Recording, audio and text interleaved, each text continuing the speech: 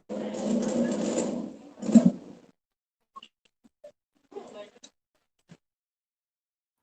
right, you're live. All right, so I want to welcome everyone. We're live. No, you're fine. You're live. So I'm welcoming everyone. This is the General Baker Institute. These are some comrades in the back that are talking. But we're live on YouTube on the General Baker Institute YouTube page for Anti-Imperialism Week. Part of this week, we chose as our activity was to do an intergenerational discussion on imperialism. So we have folks in the room.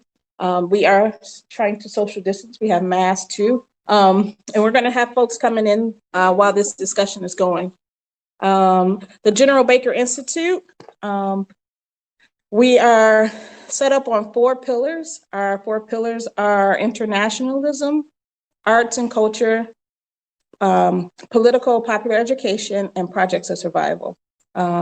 So welcome, and we're gonna start this discussion, and you can come on in. I'm gonna pass it to, oh no, hold on, wait. We're gonna start this discussion. My comrade Moni, she's going to read the letter, a letter to a draft board that was written in 1964 by my dad, General Baker, who this institute is named after. And after she reads it, we're going to kind of reflect on that letter and then go into discussion. Is that cool with you all? Yeah.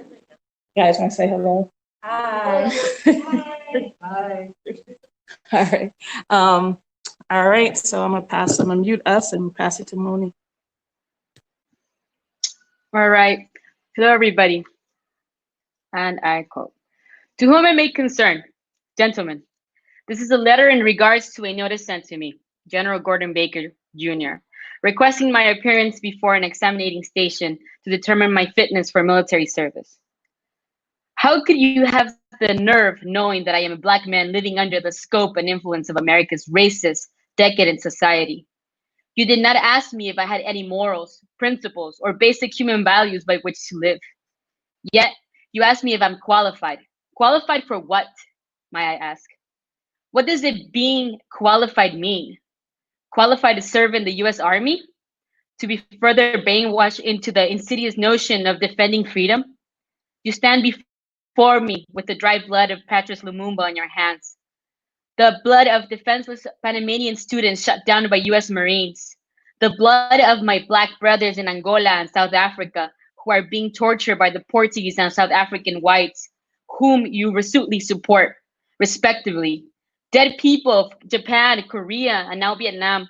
In Asia, the blood of Medgar Evers, 6 Brigham babies, the blood of 1 million Algerians slaughtered by the French, whom you supported. The fresh blood of 10,000 Congolese patriots dead from your ruthless rape and plunder of the Congo. The blood of defenseless women and children burned in villages from napalm jelly bombs.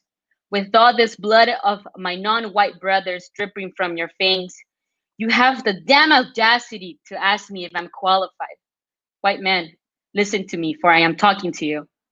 I am a man of principles and values, principles of justice and national liberation, self-determination, and respect for national sovereignty. Yet you ask me if I am physically fit to go to Asia, Africa, and Latin America to fight my oppressed brothers, who are completely and resolutely within their just right to free their fatherlands from foreign domination. You ask me if I'm qualified to join an army of fools, assassins, and more delinquents who are not worthy of being called men. You asked me to defend the riches reaped from the super exploitation of the darker races of mankind by a few whites, rich, super monopolists who control the most vast empire that has ever existed in man's 1 million years of history, all in the name of freedom. Why, here in the heart of America, 22 million people are suffering unmounted toil, exploited economically by every form of business, from monopoly to petty hustlers, completely suppressed politically, deprived of their social and cultural heritage. But all men of privilege are fighting men. My fight is for freedom, Uhuru, libertad. Alaga, and Harambee. Therefore, when the call is made to free South Africa, when the call is made to liberate Latin America from the United Fruit Company, Kaiser, and Alcoa Aluminum Company, and Standard Oil, when the call is made to jail the exploiting Brahmins in India in order to destroy the caste system, when the call is made to free the Black Delta areas of Mississippi, Alabama, South Carolina, when the call is made to free Harlem, New York, to free 12th Street here in Detroit, and all the other 12 streets around the country. Yes, when these calls are made, send for me. For with these shall be historic struggles in which it shall be an everlasting honor and pleasure for me to serve. Venceremos.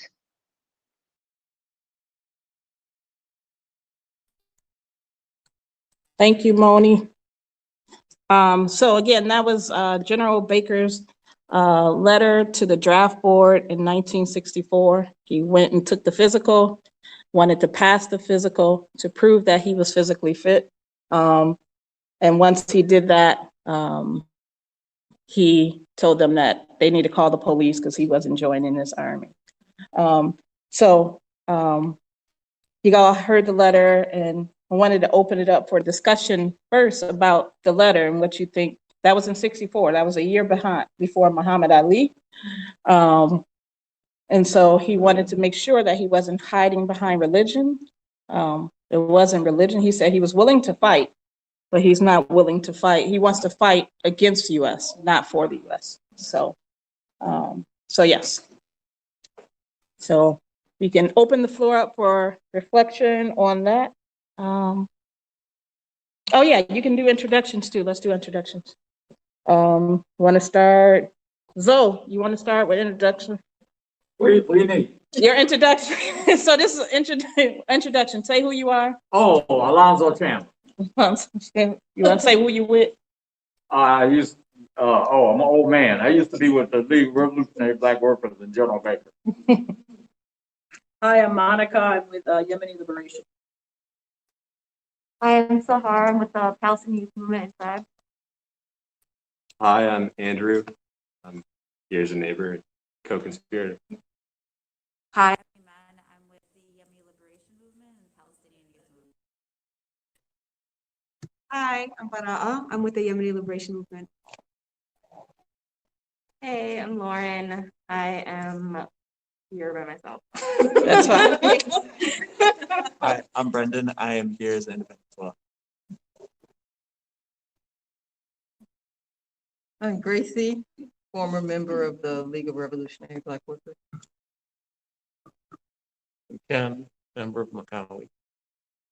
And then we have another elder walking around the room somewhere and more folks coming in. But so we can open discussion and start with the letter to the draft board. Anyone want to go first? I guess what stood out to me in the letter is the issue of sovereignty, right? I guess within the context of imperialism makes it. Do me a favor, could you speak up? Oh yeah, he's old. Yes, yeah, I forgot the old folks. I'm Yeah. sorry. No, I'm sorry. We don't have a really good mic. Okay. I what was the most relatable for me from the letter was the issue of sovereignty, because it's still an issue today, right? And it's an issue that exists within imperialism. Imperialism tries to make it seem as if a power needs to be granted to you in order to give you your sovereignty, but it's quite the opposite. In decolonization theory, and sovereignty is self-prescribed, right? It's self-realized. So I recognize my Palestinian sovereignty, even though imperial powers say Palestine don't exist. So I feel like one of the issues in America that's facing Black people is the issue of sovereignty and being in self-determination, going where you want to go, and opposing and having your own principled visions and values. And I feel like that still resonates to a lot of struggles that are going on today. Anyone else? I really appreciated Speak up a little. with his letter in the context of American imperialism and American militarism, how he joined the oppressions of the worldwide oppressions and the global struggle and calling for a united front within these global struggles. And that's one of the things that like we can talk about with colonialism can have some differentiating factors, but with imperialism, these like imperialist powers affects our countries, like from Palestine to Yemen to, you know, all throughout South Africa and just Africa in general. So that was the first time I ever heard that letter. It was amazing. And I really appreciated how he was able to just digest that and bring that all under the forces of American imperialism. Yeah, I think the additional context that you provided in terms of how he wrote that letter, well, a couple things stood out. So how he wanted to pass the physical to prove he was physically fit, but then rejected participating in the American imperialist project because of his political position was important. And he was also extremely explicit in the letter in terms of addressing it towards the white man and positioning himself as an oppressed subject within the United States and putting that struggle, like Iman said, as part of a global front, and also asserting his own personal sovereignty to tie it back into what Sahara was talking about as an empowered individual resisting imperialism.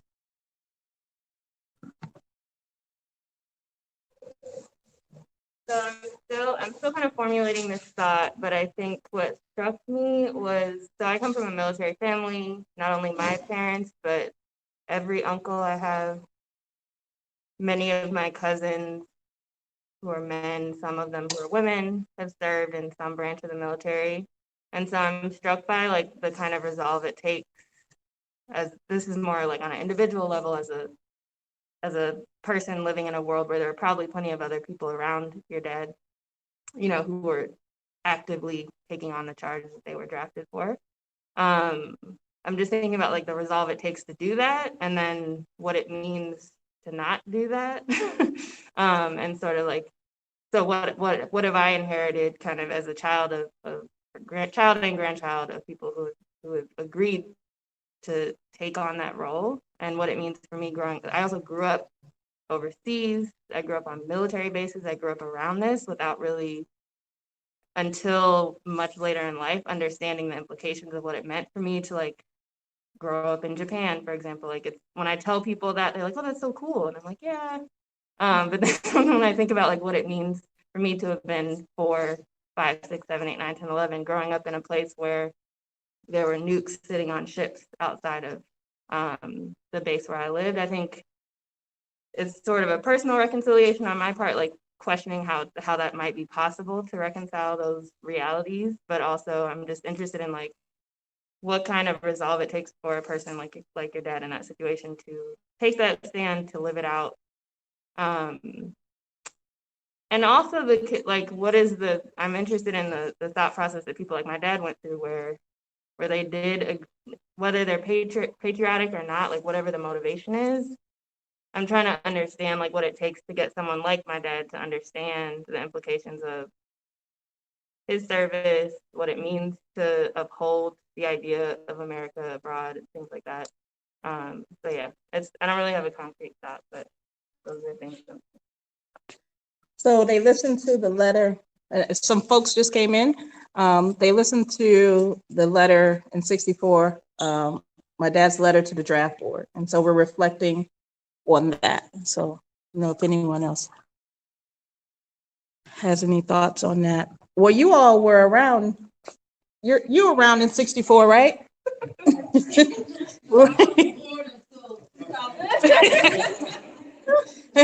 So I was wondering, like, if you had any. You didn't know General then, some of you. I don't know if you did know General then. But just wanted to know if you wanted to talk about what was going on in 64 at the time. Were you all were any of you drafted? Anyone you knew was drafted? Or Yeah. Make sure you talk louder so Zoe can hear you. Okay.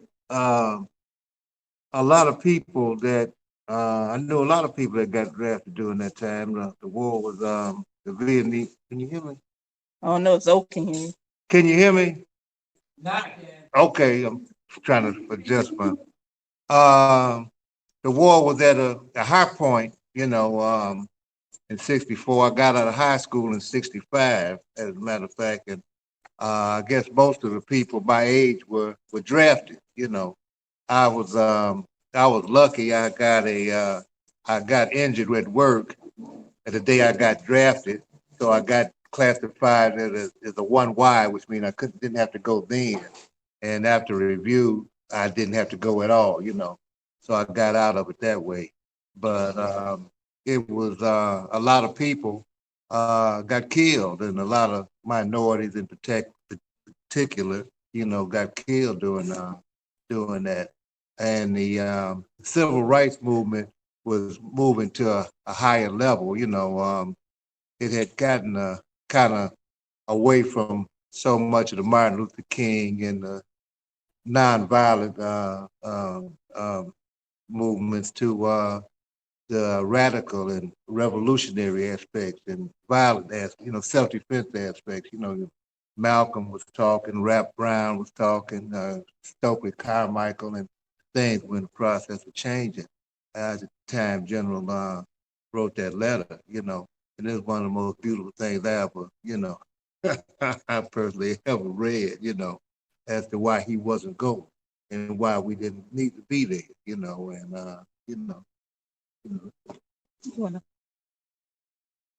I just wanted to just say that there was a difference. Can you hear me, Lonzo?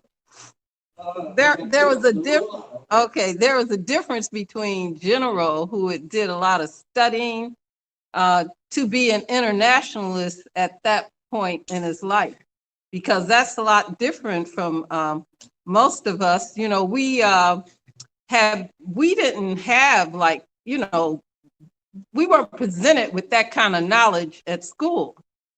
And so, when I think about, your parent, we were presented with a lot of patriotism, for America. We didn't think about the fact that America was taking part in exploitation of others. We didn't even think about the United States in terms of its treatment of us, because some of us we were so far removed even from the civil rights movement at that time. We just thought about it in terms of what was going on in the South. We didn't think about it really in terms of what was happening to us, even though we knew we couldn't get an apartment, that there were, clauses that prevented us from moving into certain communities, that there was no, even though there wasn't a housing for us. So he was a representative of an internationalism that just wasn't common, during that time. I think people like, I don't know, A. Philip Randolph, there were some people, who were that knowledgeable, but General and, connecting things with imperialism was an exploitation of people here. It was just, I know from the people that I was around at that time, we didn't even think about it. We weren't thinking about it. And I know, like I said, we were so indoctrinated in terms of being a patriot, even though, we were being put upon, but we were really indoctrinated. I mean, we did the Pledge of Allegiance in school. We were just thrilled when we were able to sing America the Beautiful at the, at one of the concerts, DIA or whatever, Ford Auditorium, I think it was at that time. And so, he just represented something that wasn't there for the majority of us. You good? You want to say something, Zoe? Yeah. I want to share a couple of things because of General's letter, and I would show it to people sometimes, and it would really blow their mind. But I want to share a couple of things about that because in terms of our discussion of imperialism and our discussion of the Vietnam War and the war that he was trying not to get into because his position was America is the black man's battleground. So I'm gonna tell you a short story, just a short story. A lot of us in my time period, I had a cousin that did 3 tours in Vietnam.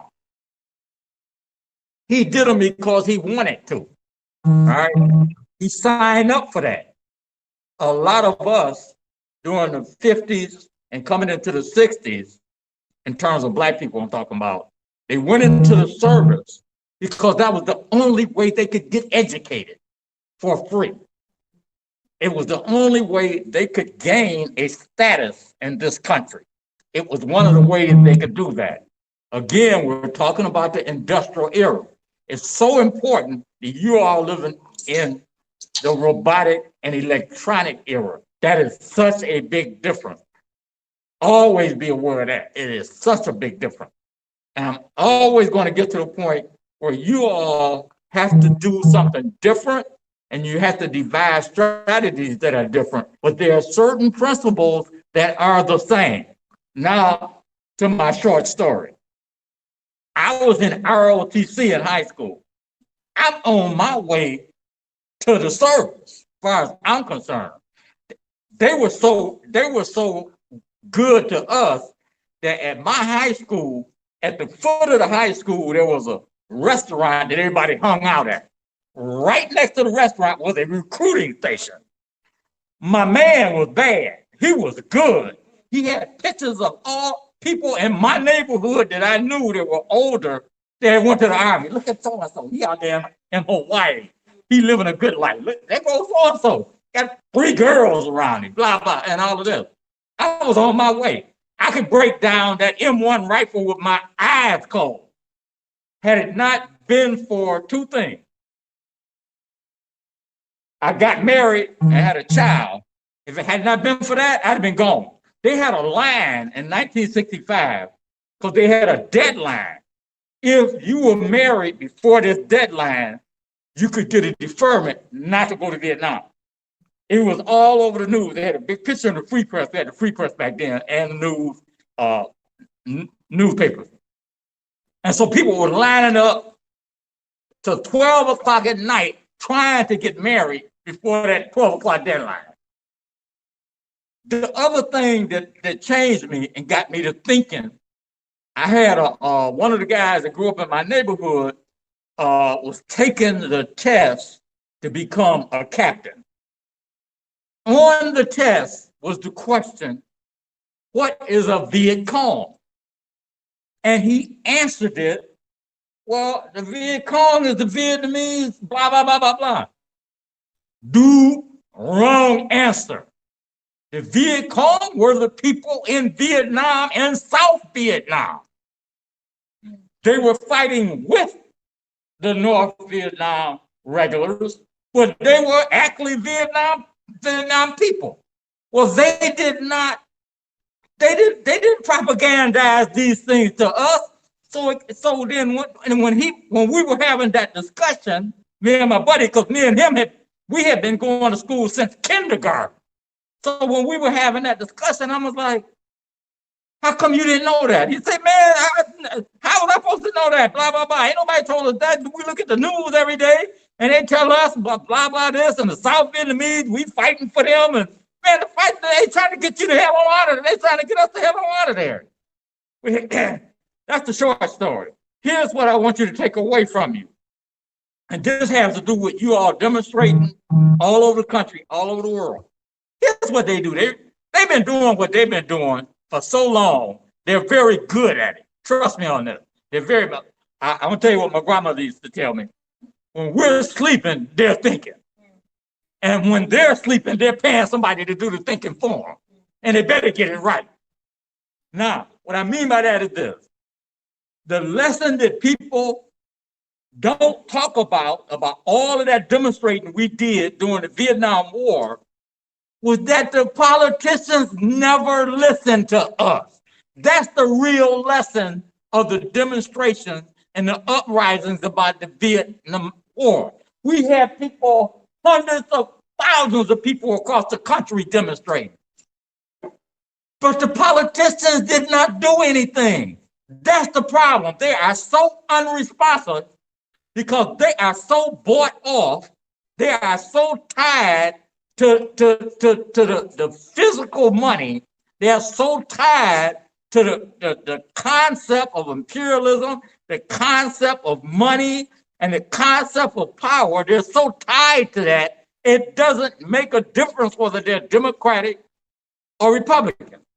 And my really final point on that is this. In terms of the Constitution of the United States that gives you the right to demonstrate, and you all remember when you were in elementary school and you was looking at the Boston Tea Party and all of that, if you demonstrate and they do not come to the table and you have an agreement, your demonstration, all you're doing is blowing off steam. You must be, and that's why the police gets on TV all the time. Well, we just want the demonstrators to be peaceful. Why?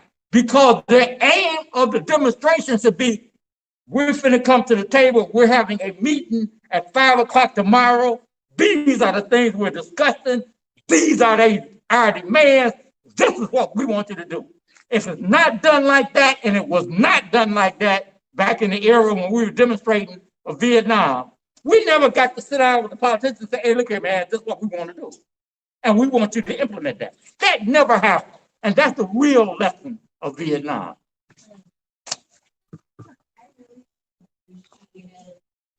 How you brought up like politicians and how like in the way that I look at it, politicians enter in these positions of power to maintain the capitalist like agenda and to protect wealth in this country.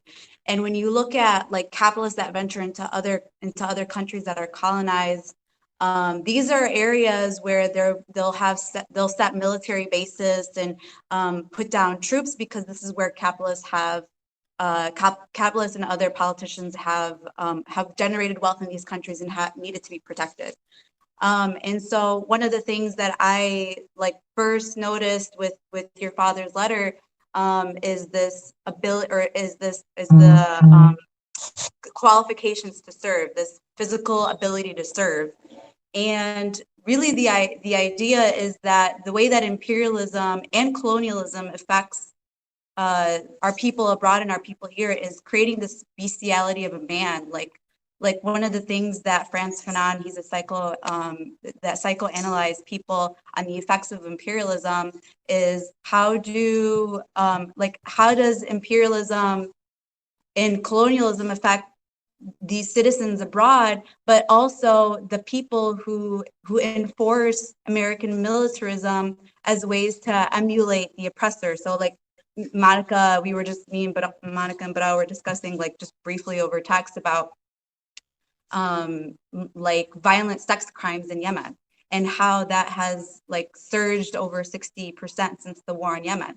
And besides Yemen being a very like patriarchal country from the start, the fact that the war in Yemen, creating starvation and just oppression, increased violent sex crimes, just slowly turns, and I'm not excusing sex crimes at all, but creates this type of man that eventually emulates the oppressors, you know, and creates these very desperate and creates desperate and mental diseases with our people, and further, and does the colonization and imperialism for our oppressors. So like, yeah, I appreciated that you were talking about how politicians, no matter on which side of the aisle, just further like propagate these instances.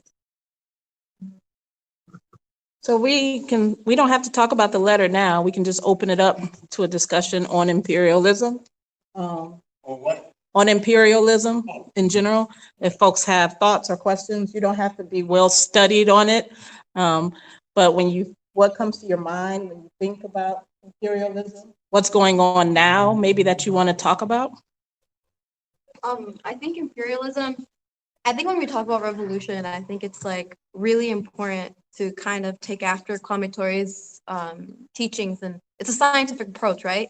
Imperialism needs or should be, my definition of imperialism is that it's an intentional institution that is only purpose is to exploit people, land, and resources through military control by a few elite, right?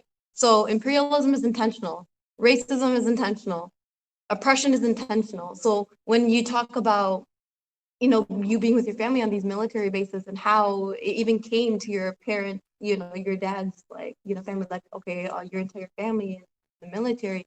And then it ties back into your personal experience with these military recruiting centers being right next to high school. Like there's a reason for that, right? And there's a reason for these oppressive institutions where we keep, you know, the oppressed people in this country in such a state, in that joining the military seems like a way out, right? So like these things are intentional, it's not accidental. So it's recognizing how intentional imperialism is to oppress people, because oppression just doesn't happen. Like we're not just oppressed just because, like it's intentional. So recognizing that imperialism it's a scientific approach. It evolves. You know, capitalism is the intentional purpose. And I like how it's not a two-party system. It's one party. The only thing is profit, right? You know, capitalism uses technology and science, and Kwame Ture says this great example where he talks about how capitalism is so backwards, because you can say two things about capitalism. That America is the most scientifically and technologically advanced in the world, which is a true statement because that's what it is, right? Second, that somewhere in 1945, America made a more reliable car than it did in 1973. And because America's sole purpose is to use science and technology as a method in order to continue to exploit the people instead of help out and make them, you know, more safer. And instead of creating a more reliable car, we're going to create a car that breaks down every 2 years so people can still spend their money, and we keep, you know. So it's just like recognizing how intentional everything is, and it's not accidental, and it's recognizing the systems that are in place and the propaganda that, you know, there's a reason why you're only fed information about certain things. I mean, in Southwest Detroit, there's a school, somebody pointed out to me when we were protesting this past summer, there's a school, there's a juvenile facility, and there's a church, all right next to each other.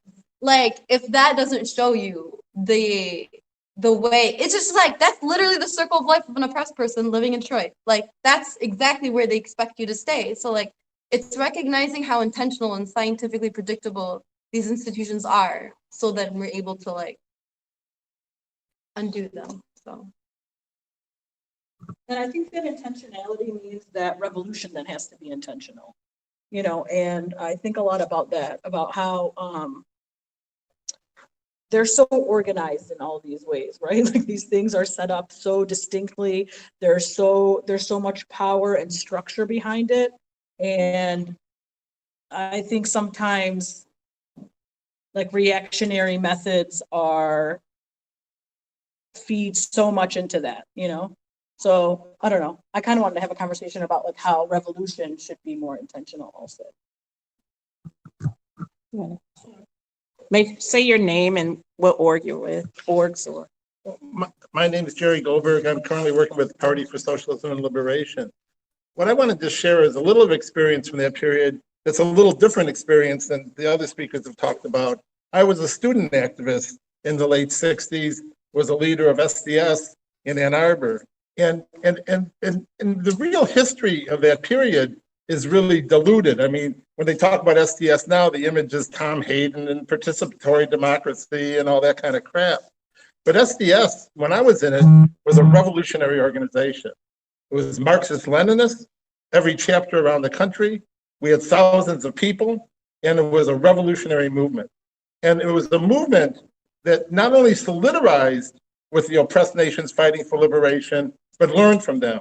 Because the movements all over the globe were Marxist-Leninists during that period. I became a Marxist-Leninist because as I learned about the Vietnamese struggle, I realized it was led by the Vietnamese Communist Party. In Africa, the movements in Southern Africa were all led by Marxists in Guinea-Bissau, in Angola. The PLO during that period, 4 out of the 5 organizations in the PLO were Marxist during that period, the PFLP, the Democratic Front.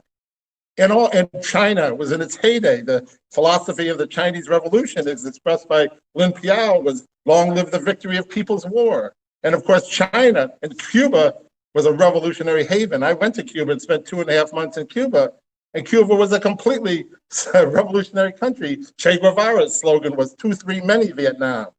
And when I was in Cuba, we cut cane, and we cut cane with the Vietnamese fighters that were sent from the field, from the top fighters to show solidarity.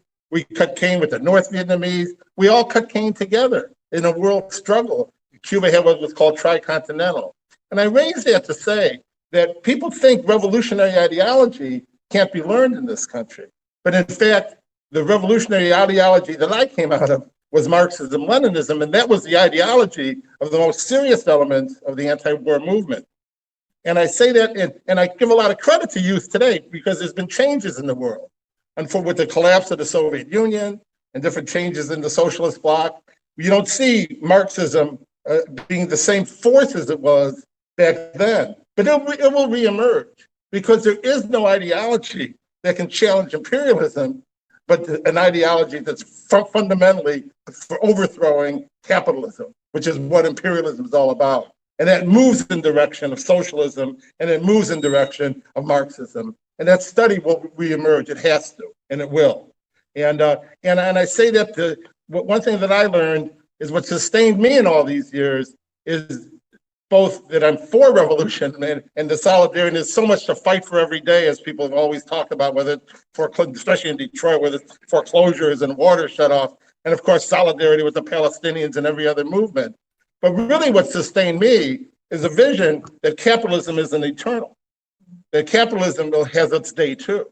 And when the working class and the oppressed become conscious that the capitalists are a tiny minority, and like he said, the politicians who rule them, they represent a tiny minority as well. When the people rise up, they can't stop us. And our destiny is to overthrow capitalism and to replace it with a system where human needs and the needs of humanity, the very survival of humanity, necessitates a system based on rationality, based on planning, based on eliminating profit and making human needs primary. And in the world we have now, that's not a hard system to envision. We have the technology, but we could create that system now, and all that stands in the way of it is a handful of parasites that run the system. So I just wanted to share that lesson. People think revolutionary socialist ideology can never take hold in this country. But certainly, it was the motivator of groups like the League and the Black Panthers and the revolutionary organizations of the Black movement, which are our inspiration as white youth as well. But also millions, thousands, tens of thousands, hundreds of thousands of youth began to understand that.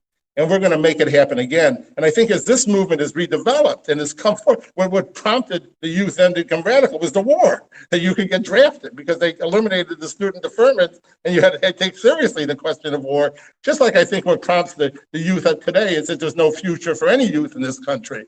And racism is terrorizes oppressed people, but really what youth have future in this country? Every youth comes out of college owing tens of thousands of dollars in debt.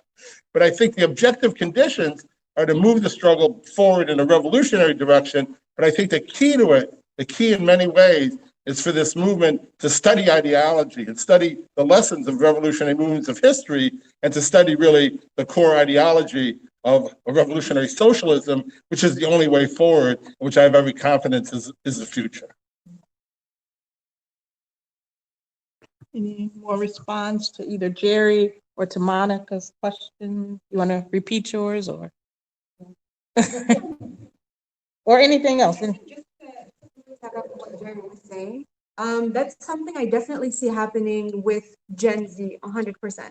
So I spend a lot of time on Twitter, TikTok, like all those apps, and I don't know why I'm so surprised to see like all these young kids even more revolutionary than like us millennials are. You know what I mean? Like we kind of went into it, post 9/11 world, like all of this nonsense happening, wars in Afghanistan, Iraq, like all this.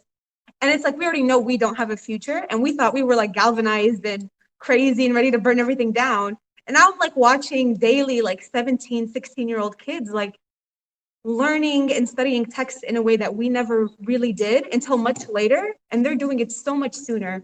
And it's exactly what you were saying, where it's like, absolutely, they knew from the jump, like this country has nothing for them. Like, and especially now that everything just seems so much smaller and so much more accessible because of technology, and we can just share this information faster. It's like everybody's getting the message so much quicker that America for us is trash. Like there is nothing to it. And it's like, well, where are we gonna go? You know what I mean? It's like we either fix it and do something new for everybody, or we find somewhere new to live. Because like this ain't it. Also, it's important to know accessibility of information, but preventing this importance of labels and making it so that, like, for example, like I had read somewhere that the left tend to make others feel uncomfortable when they don't know the information of these like political ideologies. Yeah. and like that's extremely harmful and like supremacist in a way, creating like these barriers or literacy, like these literacy barriers from people who are most closest to the struggle, most closest to, like, we should be creating an illiterate front. We should be creating like a workers front. These technologies, even though I love Gen Z and I love TikTok and Twitter and all of these things, are not accessible to those closest to the struggle. So like there are still Black families that are living in like these zones that don't have internet or still don't have access to water. How can anybody become politically educated if they're still trying to fulfill their basic needs? And so it's to me, it's important to, while building up this front, building up this a culture of revolution, to not put so much pressure on like these nuances of political ideology or words or like, what is exactly Marxism. Although we should be teaching these things, it shouldn't be the one deciding factor of bringing people into the front. And then also understanding like what is liberation and how does that attack imperialism. And like in the way that I look at it, it needs to be a violent armed struggle. There is absolutely no case where we're going to use magic and just peacefully ask it to go away. That's never going to happen. And like when you were talking about like us coming to the table, that table needs to be burned down. There is no such thing as like us asking nicely for it. It's going to look like it's going to come in reparations. We are going to demand, Palestinians are going to demand reparations. Philippines are going to demand reparations. Yemenis are going to demand reparations, just as Black people are going to demand reparations. We have lost blood, we have lost families, we have lost resources. Our planet is burning. When the European Union was suffering under the like Nazism, other countries in Europe demanded reparations and received it. Entire countries received reparations. So what does that look like for us when we do achieve liberation and when we demand for an armed struggle towards that liberation? Yeah, I really like a lot of what you just said, Iman. So a couple things.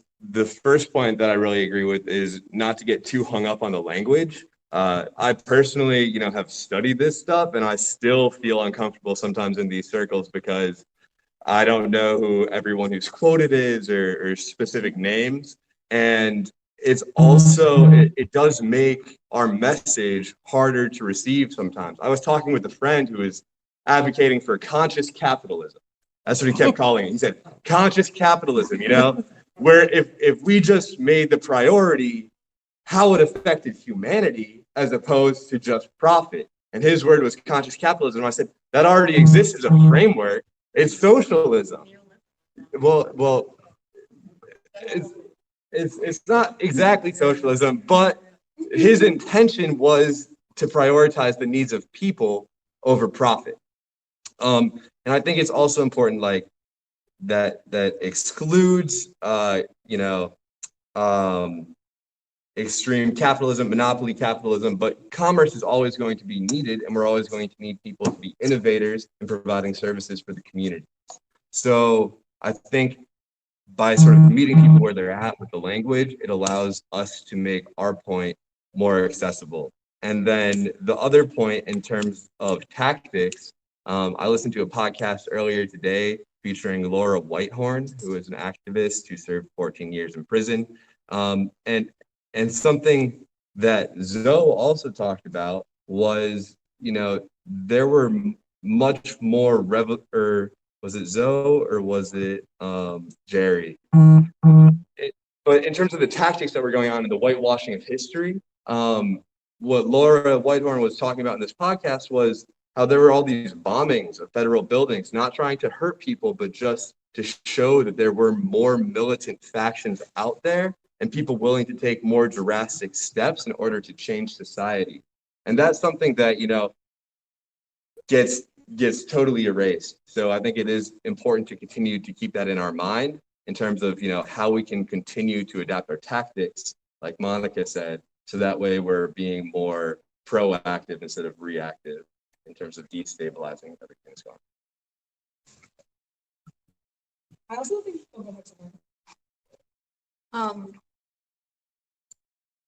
Yeah, so I guess what I'd like to clear up is like how when you speak on like revolution, a lot of people think of like, we live in imperialism, right? So a lot of language has been co-opted and colonized. So there's a lot of intentional conversations we have to have with defining what does it really mean to be a colonist? What does it really mean to be an imperialist? What does it really mean to live under capitalism? What does everything mean, right? Because you say words like solidarity, even that's like co-opted now. You know what I mean? Like, so when we talk about revolution, I think it's really important that we identify that revolution does not mean anarchy. Anarchy as a theology exists within the realm of capitalism and Western ideals. So I as personally, as a colonized person, I don't reference my frame of reference in capitalism. So I don't fuck with anarchy. I fuck with decolonization. And in that, revolution is just the changing and shifting of value.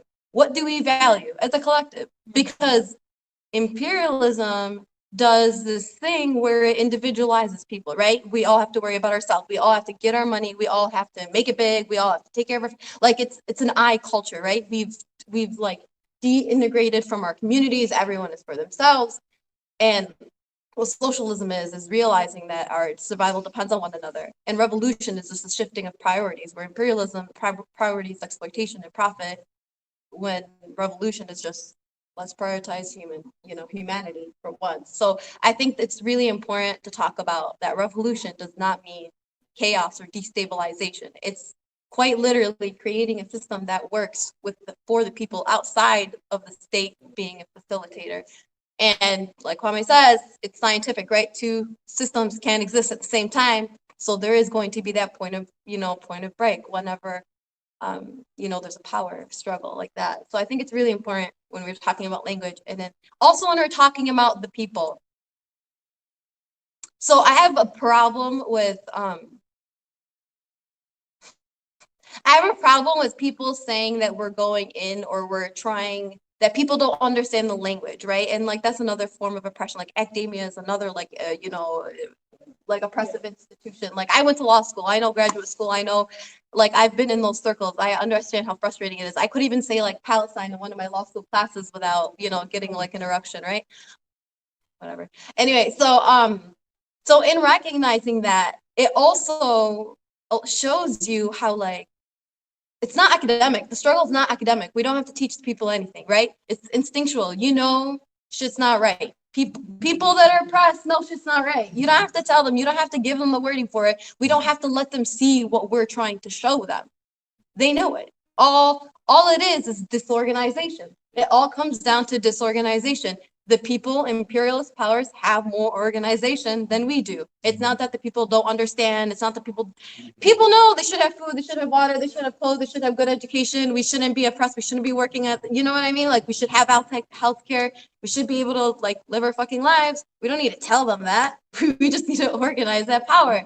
So it's really important that through revolution and people who claim to be revolutionary, especially white allies, is recognizing that references in your perspective is already rooted in privilege, in a privilege that exists within a system that's only created for you. You know what I mean? So like that perspective needs, like your own perspective needs to be decolonized or at least made aware or conscious of the fact that your opinions or references or what you think needs to be happening is already rooted from privilege, right? And it touches back to Iman's point where, and it reminds me of a Malcolm X interview where he was in a discussion and, you know, TV interviewers love Malcolm X, right? They love to vilify him in the news. He was sitting on a panel with with a person who studied the Nation of Islam.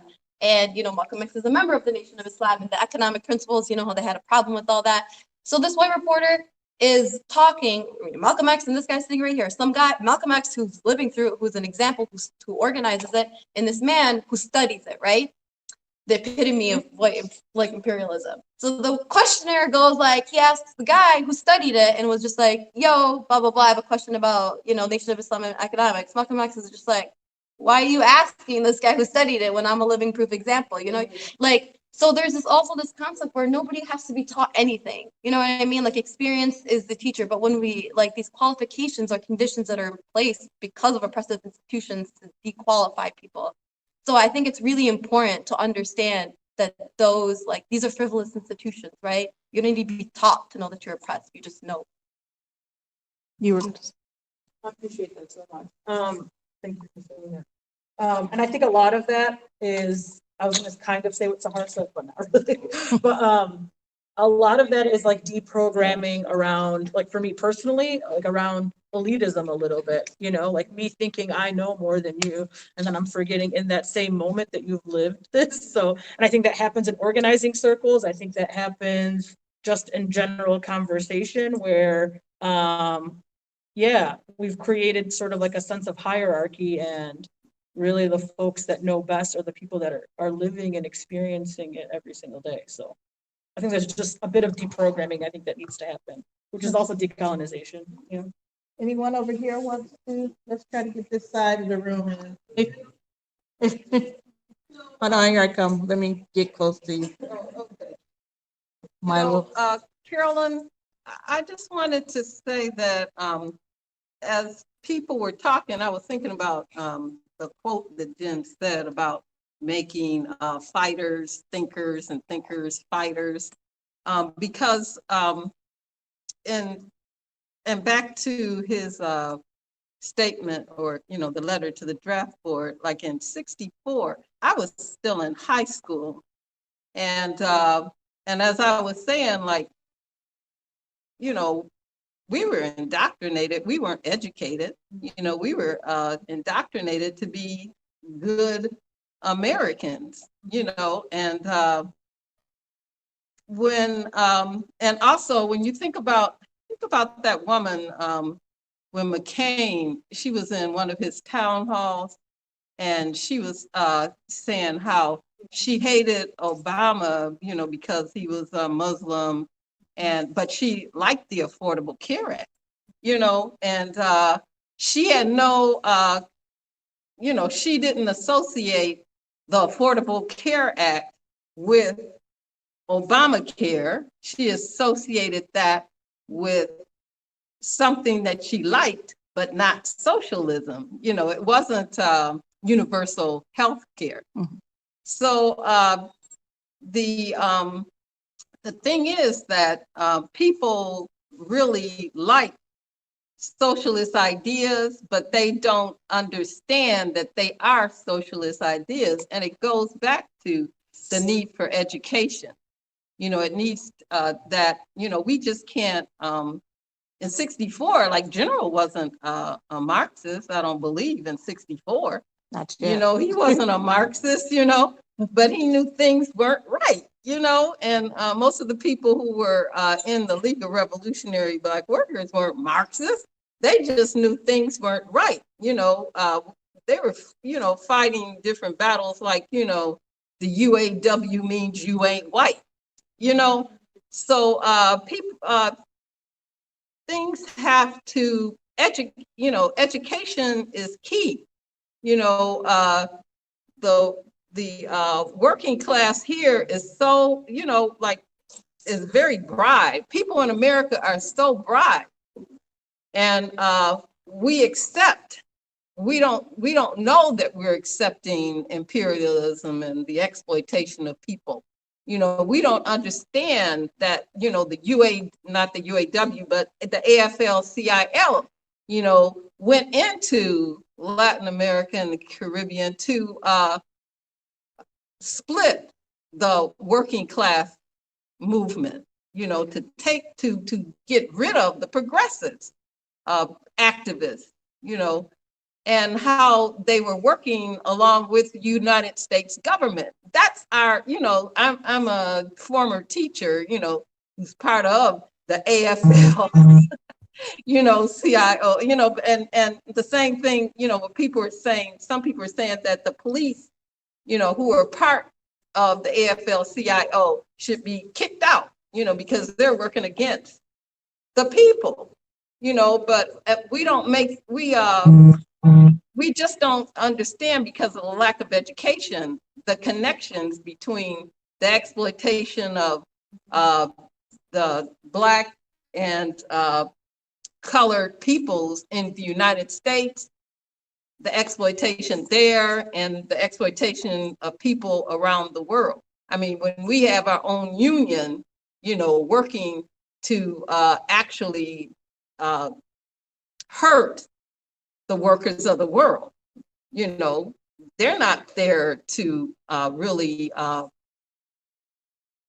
get people involved in trade unions. They're there, and have been historically, to prevent the progressive people, the progressive workers, from actually uniting. And they did that, and it was the same here. You know, when you think about, you know, how the union movement, which was progressive in this country, was crushed by the same, you know, because of the same kinds of theories that, or the cooperation between the capitalists in this country and the unions in this country, you know, who crushed the activists who were here, who kicked out the communists, you know, from the unions here, and you know, and have done the same, you know, to peoples around the world who are activists. And we, you know, we benefit. And even though, I mean, you know, we benefit from the exploitation of people around the world. We benefit from that. You know, if we were in a store and we were offered a US product and one from another country, and, you know, we already know that the child worked on this particular maybe garment, and the child was in a sweatshop, just like children were in this country, you know, historically were doing the jobs that people do, that adults do now. You know, we would still buy that garment. You know, we just have to, you know, the people have to be educated, you know. Got two people, so I'm going Jerry, then Zoe. That's a great discussion. I'm glad I'm here. I just wanted to make a couple comments in relation to some of the comments that were said a minute ago. One thing I think is that what our role is as revolutionaries is to frame demands that speak to the real and immediate needs of the people in a way that confronts capitalist property relations. To create that bridge between where people are at, like the system, what you were just saying too, and attacking the system. which is the only way to really fight these demands. I can give some examples. During the 80s and 70s, there were huge plant closings, massive restructuring. That's when it began. And a small group of us formed a campaign called Job is the Right campaign. And we said a job is a property right of the workers. When you work every day on that job, you've built sweat equity. That job belongs to you. And the capitalists don't have the right. Some Wall Street bean counter doesn't have the right to just take your job because you're not making enough money for them. Their rate of profit isn't high enough. And that you have the right to take over those plants and occupy them to defend your property. And we actually pointed to the Secretary of Labor had raised the idea of a job being a property right in the 30s. And the UAW raised it before the Flint sit-down strike to lay the basis for the Flint sit-down strike. But that was a trend, what we call a transitional demand. During the bankruptcy, we had been very active in fighting the foreclosures. And while a lot of the groups opposed emergency management based on the denial of democratic rights, which it was, and it was racist, we also pointed out that when you looked at the emergency manager bill, the emergency manager was empowered to do everything except he had to pay the debt to the banks. And we pointed out that what the emergency manager really was the imposition of Wall Street's control over the city. And that the answer to the bankruptcy was to cancel Detroit's debt, which was an onerous debt put on them by the banks, just the same way they've done it, this demands without fighting